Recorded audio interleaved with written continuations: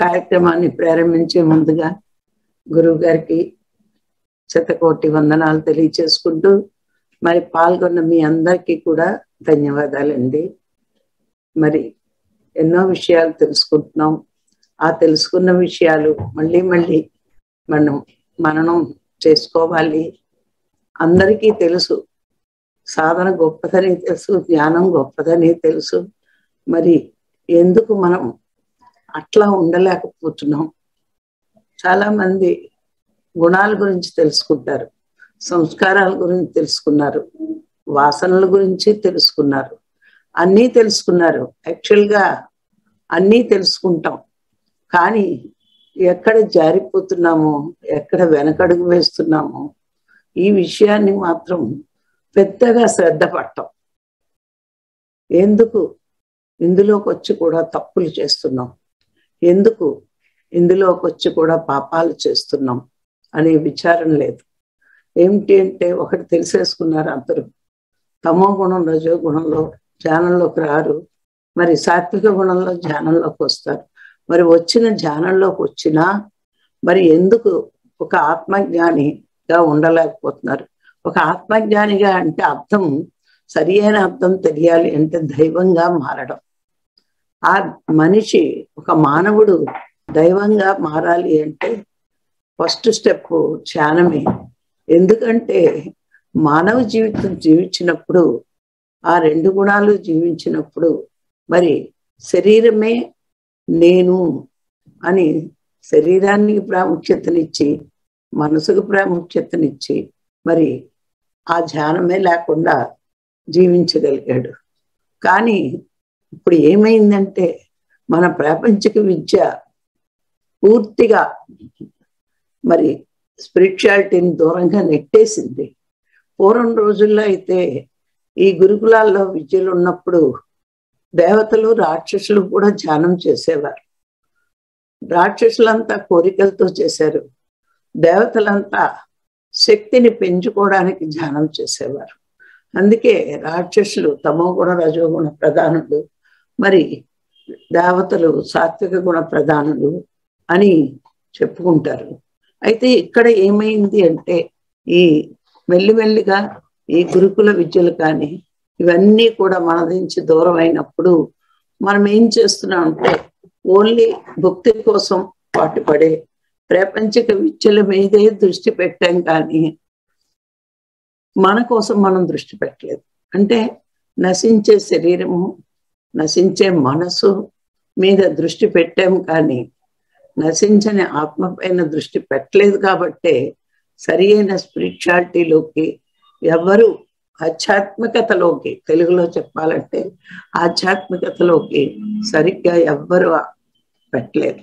ఇంకొక విషయం ఏంటి అంటే ధ్యానం వల్ల లాభాలు అని చెప్తే ప్రాథమికమైన లాభాలను చూసుకున్నారు.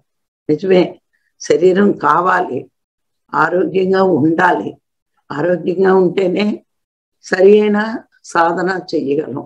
సాధన కోసం శరీరాన్ని ఆరోగ్యంగా ఉంచుకోవాలి, కానీ ఇంకా జీవించాలి, ఇంకా జీవించాలి, ప్రాపంచిక భోగాలు అనుభవించాలి అని కోరికతో మాత్రం శరీరాన్ని చూడకూడదు. చూడండి, కొంతమంది కొత్త చెప్పులు కొంటారు. కొత్త చెప్పులు కొని ఏం చేస్తారంటే చాలా జాగ్రత్తగా బయటికి వెళ్ళి వచ్చాక ఒకసారి దులిపేసి మళ్ళా పెట్టిలో పెట్టి ప్యాక్ చేస్తూ ఉంటారు. అందులో ఈ మధ్య చెప్పులు ఎలా వచ్చాయంటే వేల మీదకి వెళ్ళిపోయింది రేటు. కొత్త చెప్పు మళ్ళీ ఏమవుతుంది, కొన్నాళ్ళు అయ్యేటప్పటికి ఒక 6 నెలలో ఏడాదో వాడే దాన్ని బట్టి పాడవచ్చు. పాడయ్యాక ఆ చెప్పుల్ని విసిరేస్తాం, ఉంచుకోము. పాడయ్యే కదా అని అన్ని వేలు పెట్టి కొన్నామా అని ఉంచుకోము. అలాగే మన శరీరం కూడా ఒక చెప్పు లాంటిదే. ఈ ఆత్మకి మనం చెప్పులు పాడైతే ఎలా పడేస్తామో, ఈ ఆత్మ కూడా నువ్వు ఎంత బాగా పోషించినా ఈ శరీరాన్ని ఉపయోగం లేనప్పుడు వదిలేసి వెళ్ళిపోతుంది.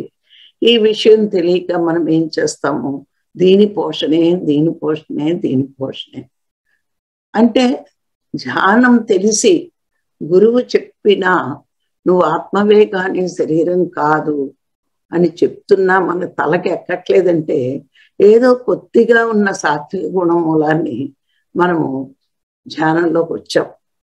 అది కొద్దిగానే ఉంది మనకు అప్పుడు ధ్యానంలోకి వచ్చేటప్పటికి. అందుకే కనీసం ఈ కలికాలంలో ఈ ప్రకృతి ఏం చేస్తుంది, సమస్యలు రోగాలు ఇచ్చి మనని ధ్యాన మార్గంలోకి నడిపిస్తుంది. అంటే ఎప్పుడో మనము మొదలేసిన ఈ ధ్యానం అంటే ముందు తరాల వాళ్ళు ఎవరూ చెయ్యలేదు. మన తరంలో మన అమ్మ కానీ అమ్మమ్మ కానీ ఇట్లా ముందు తరాలు చేయలేదు. కాబట్టి దీని మీద మనకు సరియైన అవగాహన కూడా లేదు. కానీ ఏ పూర్వజన్మ పుణ్యం వల్ల మనము ధ్యాన మార్గంలోకి వచ్చాం. అంటే ఎంతో కొంత మన మనసు తమో గుణాన్ని రజోగుణాన్ని వదిలి సాత్విక గుణంలోకి వచ్చింది. అంటే చూడండి, సాత్విక గుణంలోకి వచ్చిన దాని లక్షణం ఏంటి అంటే, తమో గుణంలో శరీరం చూసుకుంటాం, రజోగుణంలో మరి మనసు యొక్క కోరికలు, మరి ఆ కోరిక తీర్చుకోవడానికి ఎన్నెన్నో పనులు ఎన్నెన్నో కర్మలు చేస్తూ ఉంటాం. మరి సాత్విక గుణంలోకి వచ్చేటప్పటికి కొంచెంగా ఎక్కువేమీ దారపోసాం కానీ ఎవరి జోలికి వెళ్లకుండా, మరి ఎవరికి అన్యాయం చేయకుండా జీవించగలుగుతాం. అప్పుడు మాత్రం ధ్యానంలోకి వస్తారండి. అంటే ఇక్కడ ఆ సత్వగుణం ఏంటో మనం తెలుసుకుంటే మనం ఎందుకు ధ్యానంలోకి రాబడ్డామో అర్థమవుతుంది. అంటే పరోపకారం చేయడం, ఎవరికి అన్యాయం చేయకుండా ఉండడం, ఇవి సరే. వచ్చాం సాత్విక గుణంలోకి, వచ్చాక ధ్యానం వచ్చింది మనకి. ఇప్పుడు వచ్చినప్పుడు మనకి ఏమవుతుంది అంటే, కొంతమంది డబ్బు కోసము, కొంతమంది ఆరోగ్యం కోసము, కొంతమంది ప్రాపంచిక జీవితంలో గొప్పల కోసము ఈ ధ్యానాన్ని ఉపయోగించుకుంటున్నాం. అంటే ఇవి ఎందుకు వస్తున్నాయి మనకి? ధ్యానము అన్నది మరి మనకు అర్థం అవ్వలేదా, లేకపోతే గురువు ఇచ్చిన మాటని పక్కన పెట్టి మరి ఇట్లా ప్రవర్తిస్తున్నామా అని మనమే అనుకోవాలి. ఆ సత్వగుణాన్ని ఎప్పుడు పెంచి పోషించుకుంటూ ఉండాలి. ఆ గుణం వెనక్కి వెళ్ళకూడదు. మళ్ళా మనకి డబ్బు మీద ఆశ ఉందంటే మనం వెనక్కి వచ్చినట్టే రజోగుణంలోకి.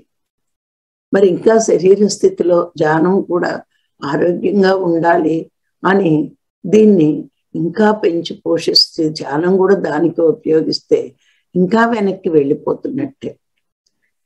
అంత దిగజారడు. కానీ రజోగుణంలోనే చాలా మంది ఉన్నారేమో అనిపిస్తుంది. ఎందుకు అంటే దీని మీద ధ్యానం పరమైన పనులు చేస్తున్నప్పుడు కూడా మరి పబ్లిసిటీ కోసం కానీ, మరి డబ్బు కోసం కానీ, ఎదుటి వ్యక్తుల దగ్గర నుంచి మనం తీసుకుంటున్నాము అంటే ఇక్కడ మళ్ళా సాత్విక గుణంలోకి వచ్చి ధ్యానం నేర్చుకుని మళ్ళా రజోగుణంలో దిగిపోతున్నాము అని మనమే అర్థం చేసుకోవాలి. ఒక్కసారి దిగజారుడుతనం అలవాటయిందా మనం ఎప్పుడు దిగజారిపోతూనే ఉంటాం. అది క్షణికానందాన్ని ఇస్తుంది. ఈ దిగజారుడుతనం శాశ్వత ఆనందాన్ని ఇవ్వదంటే. ఎందుకంటే ఒక్కసారి డబ్బు మైకుల్లో మనం పడిపోయామా, ధ్యానంలోకి వచ్చి కూడా ఆ డబ్బు వచ్చే మార్గం తెలిసింది, అది తప్పు అనేది మళ్ళా మనసు యొక్క మాయ వల్ల ఆ తప్పు అనే విషయాన్ని కూడా మరిపిస్తుంది.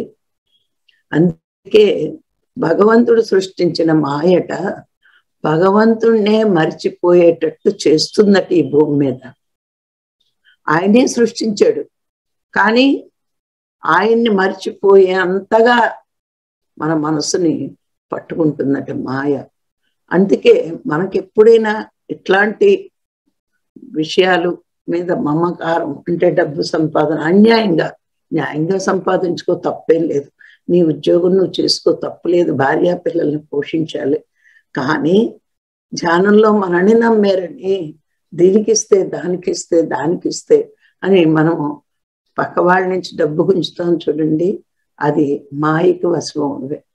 మాయకి వశమై ఈ డబ్బు మేళంలో పడిపోతే లాస్ట్కి జరిగేది ఏంటి అంటే మరి అడ్రస్ లేకుండా పోతాం.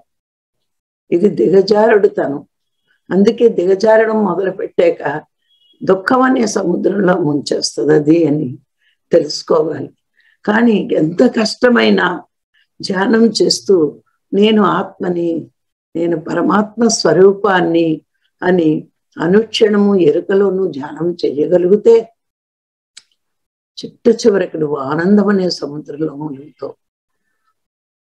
ఆ రజోగుణం వల్లే మనం వెనక్కి వచ్చేసి దుఃఖం అనే సముద్రంలో కూరుకుపోతూ ఉంటాం. అది మరి లేదు, నేను భగవంతుణ్ణి అని నువ్వు అనుక్షణము అనుకోగలిగితే ఈ శరీరం మీద మనసు మీద ఆ మమకారం తగ్గిపోద్ది. అందుకే శంకరాచార్యులు ఎప్పుడు చెప్తారు, ఈ శరీరం మలమూత్ర భాండమని పదే పదే అనుకోండి. ఈ శరీరం మీకు అందంగా కనిపించవచ్చు, ఆ శరీరం వెనకాతల నవరంధ్రాలు గుండా మనం చెత్తంతా బయటకు వస్తుంది. అది మలమూత్ర భాండమే కానీ నువ్వు ఊహించినంత అందమైనది ఏమీ కాదు. అలా నువ్వు తలిచిన రోజున ఈ మనసు మీద మమకారం పోతుంది నీకు అని శంకరాచార్యులు చెప్పడం జరుగుతూ ఉంటుంది. మరి ఎప్పుడైతే గురువు మనకి వేదాంత విషయాలు చెప్తాడో, వేదాంత విషయాలు అన్నాను అంటే వేదంలో అన్ని రకాలు ఇచ్చి ఆ జ్ఞానం గురించి ఇచ్చాడు. అందుకే దీన్ని వేదాంత విషయాలు అంటారు, ఆత్మజ్ఞానాన్ని. అంటే ఈ వేదాంత విషయాలు, ఈ జ్ఞానం గురించి విషయాలు నువ్వు పదే పదే మననం చేసుకోవాలి. దానికి ఒక్కటే సొల్యూషన్ అంటే నేను శరీరం కాదు, నేను ఆత్మని అని మొదట్లో కష్టమే, మర్చిపోతూ ఉంటాం, శరీరంగానే ప్రవర్తిస్తాం. కానీ నేను శరీరం కాదు, నేను ఆత్మని అని మనము గుర్తు చేసుకున్నప్పుడు మీరు గమనించండి చిన్న సీక్రెట్. శరీరము అనుకుంటే, మనం శరీరం అనుకుంటే ఎక్కడికైనా వెళ్ళొచ్చామనుకోండి చాలా అలసట అనిపిస్తుంది. మీరే గమనించండి. నేను శరీరం కాదు కదా, నేను ఆత్మని కదా, మరి అలసట అన్నది శరీరాన్ని కదా అనుకుంటే మీకే ఒప్పుకొస్తుంది. ధ్యానం చేస్తున్నారు కదా, ఇలా ఊహించి గమనించండి. మీరు నేను శరీరం అనుకుంటే నొప్పి ఎవరిది? శరీరం. అనుభవిస్తున్నది ఎవరు? మనసు. ఈ రెండిటికి నువ్వు ప్రాధాన్యం ఇస్తే ఇది మన దగ్గర తైతక్కలాడుతుంది. కానీ నేను ఆత్మని కదా, నేను చెప్పే ఆ మార్గంలో ఉన్నాను కదా, నేను ఆత్మ మార్గంలో ఉన్నాను, నేను ఆత్మని తెలుసుకున్నాను, 10 మందికి ఆత్మల అని చెప్తున్నాను. మరి నేను దుఃఖపడితే ఎట్లా అనుకున్నావో నీకు ఆ నొప్పిని భరించే శక్తి ఉంటుంది. అది నా అనుభవంలో నేను నేర్చుకున్నానండి. అంటే ప్రకృతి ఏం చేస్తుంది, మనం అందరం కూడా ఒక్కటి అనుకుంటున్నాం. ప్రతిదీ ప్రకృతి ఇష్ట ప్రకారమే మన జీవితంలో జరుగుతోంది, కానీ మన ఇష్టం కాదు. మన ఎదుగుదల ప్రకృతి ఇష్ట ప్రకారమే జరుగుతుంది. మనలో ప్యూరిటీ పెరిగే కొద్దీ ఎదుగుదల ఉంది, మనలో ఇంప్యూరిటీ పెరిగే కొద్దీ మనము దిగజారిపోవడానికి మాయ రూపంలో మనల్ని ఆవరిస్తుంది. మరి ప్రకృతి ఇష్ట ప్రకారమే ఆ కష్టం వచ్చింది, ఆ కష్టం మనం పడ్డాం. కానీ కష్టం దేనికి వచ్చింది? శరీరానికి మనసుకి వచ్చింది. ఆత్మకి ఏ కష్టమూ లేదు. ఆత్మస్థితిలో ఎదగడానికి ప్రకృతి పదే పదే మనకి పరీక్షలు పెడుతూనే ఉంటుంది. మీకు చిన్న ఉదాహరణ చెప్తాను. నిన్నే జరిగింది ఈ సంఘటన. నిన్న సాయంత్రం పిప్పల ప్రసాద్ గారికి పిరమిడ్ ఓపెనింగ్ రావాలి అని రాఘరావు గారిని పిలవడానికి వచ్చాడు. ఎందుకంటే అది 3 అంతస్తుల పైన ఉంది, అది పిరమిడ్ 4వ అంతస్తులో. ఆయన నన్ను ఎలా పిలుస్తాడు? నన్నేం పిలవలే. మా ఆయన తిన్నగా ఉండకుండా ప్రకృతి రూపంలో నాకు పరీక్షలు రావండి, మా ఆయన రూపంలో వస్తాయి ఎప్పుడు. ఈయనే పెద్ద ప్రకృతి నాకు. ఈయన ఏం చేశారు పెద్ద గొప్పగా, వస్తాం, మేమిద్దరం వస్తాం అన్నాడు. ఇంకా పిప్పల ప్రసాద్ బాగో, మరి అమ్మ వస్తానంది కదా, ఇంకా నేనెందుకు మాట్లాడటం అని, సరే ఇద్దరు వస్తే చాలా సంతోషం అన్నాడు. నాకు తెలిసి అది 4వ అంతస్తులో ఉందని. సరే వెళ్ళాం. వెళ్తే వాళ్ళ ఇంటి వరకు కారు వెళ్ళదు. మరి బండి మీద అసలు నేను బండే ఎక్కను, ఎక్కడ నా చెయ్యి గ్రిప్ ఉండదని కష్టపడి ఎక్కాను. ఇదేదో నాకు పరీక్షలో ఎక్కాను. వాళ్ళ ఇంటి దగ్గర దిగాను. అంటాడు, అమ్మ ఒక అంతస్తు ఎక్కి ఒక 5 నిమిషాలు కూర్చో. ఇంకో అంతస్తు ఎక్కి ఇంకో 5 నిమిషాలు కూర్చో. ఇలా అడుగడిగా నేనన్నాను, ఇంకెందుకు, దూకాలను ముందుకు వచ్చినప్పుడు దూకే తీరాలి, ఆ దూకడంలో ఏమవుతుందో అదే అవుతుంది అని మెల్లిగా మొత్తాన్ని పై అంతస్తుకి వెళ్ళాం. అది ఏమైంది, 4వ అంతస్తుకి వెళ్ళాం, పిరమిడ్ ఓపెనింగ్ అయిపోయింది, ధ్యానం అయిపోయింది. అప్పుడు వర్షం స్టార్ట్ అయ్యింది. అంతవరకు ప్రకృతి కరుణించింది, పాపం జనాలు రప్పించింది అనమాట. వచ్చాక వర్షం వస్తే చచ్చినట్టు కూర్చుంటారు కదా. మళ్ళా స్టార్ట్ అయింది మీటింగ్, వర్షం వచ్చిందని కిందకి దిగాం.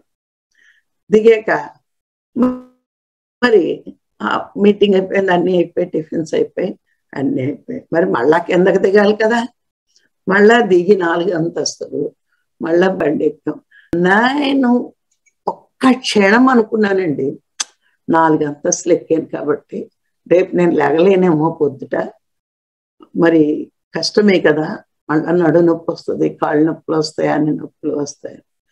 మళ్ళా ఇంకొక క్షణంలో నేను ఆత్మని అని అనుకోమని గురువు చెప్తున్నాడు, శంకరాచార్యులు చెప్తున్నాడు, పెద్దలు చెప్తున్నారు, నేను బోధిస్తున్నాను, మరి నేను శరీరం అనుకుంటే మళ్ళా నేను దిగజారుడుతనం ప్రారంభం అవుతుంది. లేదు, నేను ఆత్మని అని అనుకుంటేనే నేను ఎదగగలను అని ఆ తెల్లవారుజాని ఇంకా ఆ థాట్ని పక్కన పెట్టి, నేను ఆత్మను కదా, చూద్దాం ఆత్మ ఈ శరీరాన్ని ఎంత కాపాడుతుంది, దానికి ఇష్టమైతే కాపాడుకుంటుంది, లేకపోతే నొప్పులు బయటికి తెస్తుంది అనుకున్నా.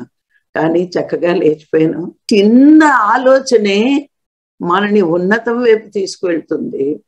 మంచి ఆలోచన, ఒక పాజిటివ్ థింకింగ్. ఒక నెగిటివ్ థింకింగ్ మనని కిందకు దిగజేస్తుంది.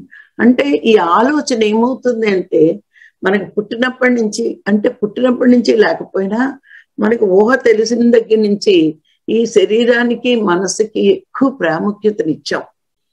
ఏ చిన్న బాధ వచ్చినా అబ్బా నేనే బాధపడుతున్నాను అనుకుంటాం. అలా అనుకోవడం వల్ల ఏమైంది, ఈ రెండింటినే చూసుకుంటున్నాం. కానీ అప్పుడప్పుడు చిలకల్లా పలుకుతున్నాం, నేనాత్మనే. చిలకల్లా పలకకూడదు, కోకిల సహజ స్వరంతో పాట పాడినట్టు మనం కోకిల్లా ఉండాలి. దానికి ఎవరు నేర్పరు పాటలు. కోకిలు కావాలన్నా పాటలు నేర్పుతారా? దాని కూతలన్నీ సహజం, చిలక మాటలన్నీ అసహజం. అలా మనం చిలకలాగా ఉంటున్నాము, వింటున్నాము. కానీ నాకు అప్పుడు అనిపించింది, ఇదే చెప్పాలి వీళ్ళకి ఈవేళ. ఒక చిన్న ఊహే మనని ఉన్నత శిఖరాలకు తీసుకువెళ్తుంది. ఒక పాజిటివ్ థింకింగ్ ముందుకు తీసుకువెళ్తుంది. ఒక నెగిటివ్ థింకింగ్ మన అధపతడానికి తీసుకొచ్చేస్తుంది. ఈ విషయాన్ని మనం పదే నేను శరీరం కాదు అనుకున్నాం, ఆత్మను అనుకుంటున్నాం. మరి శరీరానికి వచ్చిన కష్టం కానీ, మనసుకు వచ్చిన బాధను కానీ పదే గుర్తు చేసుకోవడం వల్ల అది రెట్టింపు అవుతుంది. కానీ మనకేం పోదు బాధ. పోనప్పుడు సొల్యూషన్ ఇచ్చాడు కదా, నేను ఆత్మని అనుకో, నీకు ఆ బాధ ఏదీ ఉండదు. శరీరం చేసుకొచ్చిన కర్మ శరీరమే అనుభవిస్తుంది, అంతే కదా. రేపు నేను వెళ్ళాను, నిన్న ఎక్కాను, దిగాను, అది కర్మ చేసింది, నేనెందుకు బాధపడాలి? అదే అనుభవిస్తుంది కాసేపు, ఓ పావు గంటో రోజో 2 రోజులు, తర్వాత అది మామూలు అవుతుంది కదా. దానికి మనం ఇంత సూక్ష్మంగా ఆలోచించగలిగితే ఎన్నో బాధల్ని మనం ముందుకు తట్టుకుంటూ వెళ్ళిపోగలమని నాకు నిన్న సంఘటనే ఈవేళ నా ఊహే నేను అనుభవంగా మీకు చెప్తున్నాను. ఒక చిన్న మంచి ఊహ ఉన్నతం వైపు వెళ్తాం, ఒక నీటి ఆలోచనని దిగజారుడుతనంగా పాటిస్తాం. అది శరీర ఆరోగ్యం విషయమే కాదండి, డబ్బు విషయం కూడా చూస్తే పోయిందే ఉంది, ఒక్కసారికి తీసుకుంటే ఏంటి, తప్పే ఉంది అనుకుంటాం. అది మాయ యొక్క పరీక్ష అనుకోం మనం. భగవంతుడు మాయను పంపించి మనని పరీక్షిస్తూ ఉంటాడు. వీడు ప్యూర్గా నా దగ్గరికి వస్తాడా, ఇంకా ఇంప్యూర్ మనస్తత్వంతో ఉన్నాడా అని ఆ ఒక్క క్షణమే ఎరుకుతూ ఉండాలి. అదే అంటారు ఆధ్యాత్మిక జీవితం కత్తి మీద సాము లాంటిది. నువ్వు అన్నిటినీ తేలిగ్గా తీసుకుంటే చీమలా ముందుకెళ్ళిపోతావు, అన్నిటినీ నీలో వేసుకుంటే మనిషిగా బరువెక్కి అడిగేసిన వెంటనే కట్ అవుతుంది. అందుకే చాలా జాగ్రత్తగా ఈ సాత్విక గుణం మనం నిలుపుకోవాలి అంటే ఎంతో జాగ్రత్తగా ఉండాలండి. వచ్చేసాం సాత్విక గుణంలోకి, ధ్యానంలోకి వచ్చేసాం. కానీ ఈ ధ్యాన జీవితం అడుగడుగుని పరీక్షలే, అడుగడుగుని ఆపదలే, అడుగడుగుని కష్టాలే. ఎన్నో కష్టాలు ఉంటాయి, కానీ ఆ కష్టాలను కూడా తట్టుకునే శక్తి ఎలా ఉండాలి? ఏదో కొంచెం తెలుసుంటే మనం ఎందుకు నేర్చుకోవాలి అనుకుంటాం. కానీ ప్రతి దగ్గర నుంచి నేర్చుకునే గుణం నీకుంటే నువ్వు సత్వగుణంలో ఉన్నట్టే. ప్రతి వాళ్ళ నుంచి నేర్చుకోవాలి. వాళ్ళు ఏదో చెప్పేలోగా నీకున్న పరిజ్ఞానం వాళ్ళ మీదకి వెళ్ళిపోతుంటే నువ్వు రజోగుణంలో ఉన్నట్టే. ఎదుటి వాడిని మాట్లాడనివ్వాలి, వాడు మాటలైపోయాక మనం మాట్లాడాలి. నేను చేసే టెక్నిక్ అదే. ఎవరైనా నాతో మాట్లాడుతుంటే మాట్లాడినిస్తాను. ఇంకెంతసేపు మాట్లాడతాడు వాళ్ళు సబ్జెక్ట్ లేనప్పుడు. అప్పుడు నేను చెప్పడం మొదలు పెడతాను. కొంతమంది అట్లా కాదు, వాడు నోరిప్పిన దగ్గర నుంచి వీడు చెప్పడానికి ప్రయత్నిస్తారు. ఎందుకు? మనకి శ్రోతలు దొరకట్లేదా?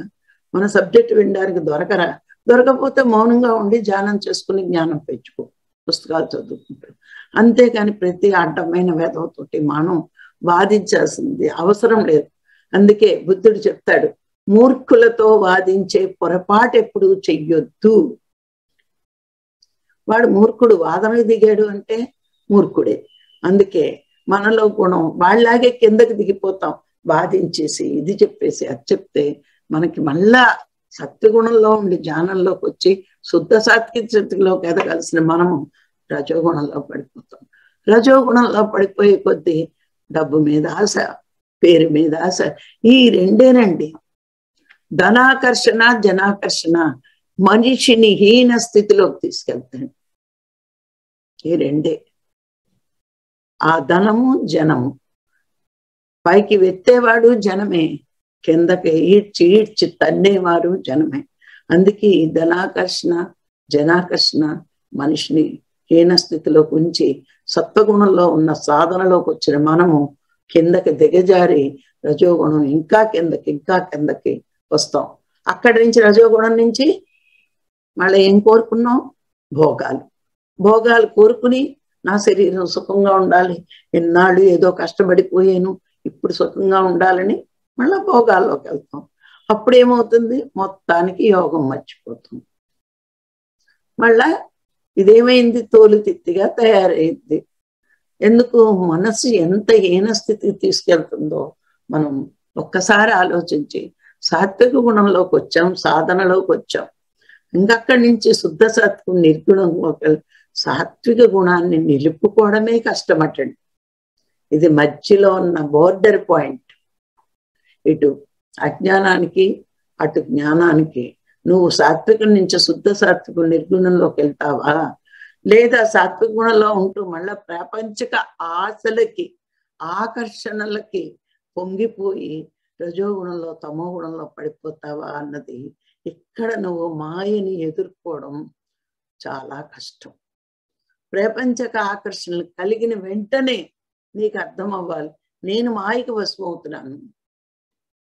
ఇది నీకు వెంటనే మైండ్లో ఫ్లాష్ లాగా వచ్చిందనుకోండి, నేను దిగుతున్నాను, కిందకు దిగుతున్నాను.